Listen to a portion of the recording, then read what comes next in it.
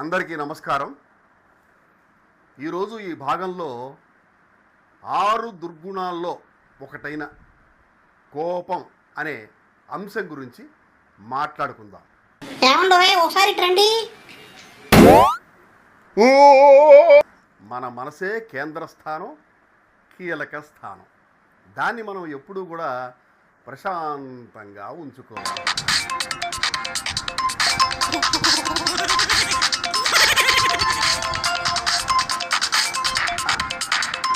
తన కోపమే తన శత్రువు, తన శాంతమే తనకు రక్ష అన్నారు కదా.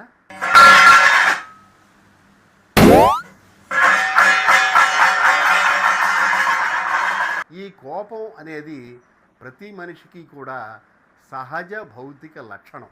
అది మోతాదు మించకుండా ఏమండోయ్, వస్తున్నారా లేదా?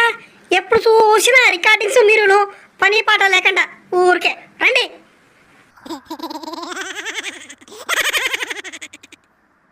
ఇప్పుడు మనం కోపాన్ని నియంత్రణలో ఉంచుకోవడం ఎలా అనే అంశాన్ని పరిశీలిద్దాం. ఎప్పుడైనా మీకు కోపం వచ్చిందనుకోండి, వెంటనే ఏ నిర్ణయం తీసుకోవద్దు. 1 నుంచి 10 అంకెలు లెక్కబెట్టి ప్రశాంతంగా కళ్ళు మూసుకొని ధ్యానం చేసుకోండి. నాకు తెలియదు, మిక్సీ వేస్తున్నా.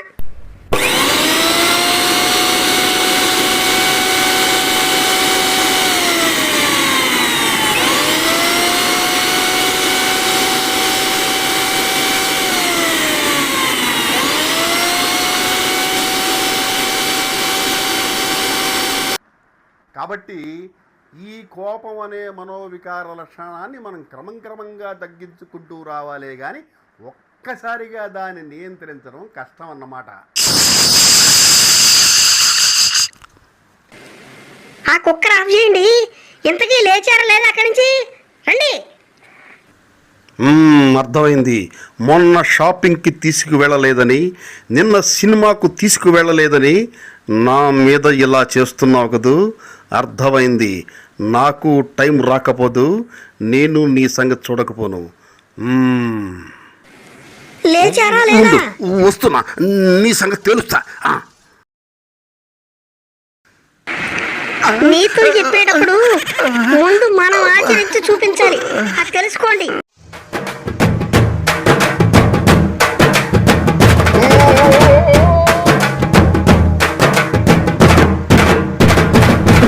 భార్యలు ఎప్పుడు కరెక్ట్గానే చెప్తారండి.